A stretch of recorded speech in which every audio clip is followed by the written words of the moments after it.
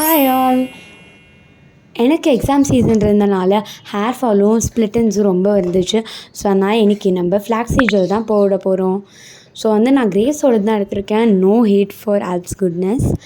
And அதுக்கப்புறமா இதை ஒரு பவுலில் எடுத்துகிட்டு நல்லா தண்ணி இதுக்கு நல்லா மிதக்கிற மாதிரி போடணும். அண்ட் அதுக்கப்புறமா நான் கேஸ் ஆன் பண்ணி அது மேலே நம்மளுடைய மெயின் ஐட்டம் எடுத்து வச்சாச்சு. அண்ட் இது வச்சுட்டு இது நல்லா பபிள்ஸ் ஆகி அந்த ஜெல் வெளில வர வரைக்கும் நம்ம ஏதோ வெயிட் பண்ணுமா.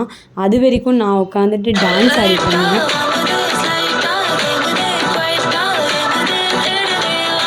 பட்டாம்பூச்சி வந்ததில் பொங்கலும் வந்துருச்சு.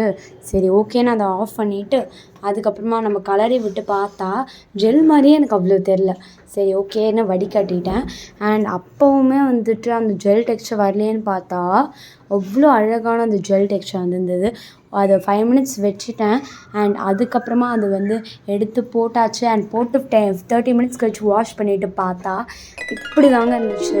செம்மையாக இருந்துச்சு. I love this thing. எனக்கு எப்போவுமே நான் ஹேர் வாஷ் பண்ணும்போது இப்படி தான் பண்ணுவேன். அண்ட் ஸ்ப்ளிட் எண்ட்ஸுமே கம்மியாயிடுச்சு.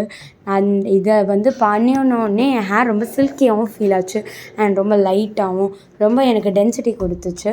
ஸோ நீங்களும் இதை ட்ரை பண்ணிட்டு உங்களுக்கு எப்படி இது வந்துச்சு அப்படின்னு சொல்லுங்கள். பாய்.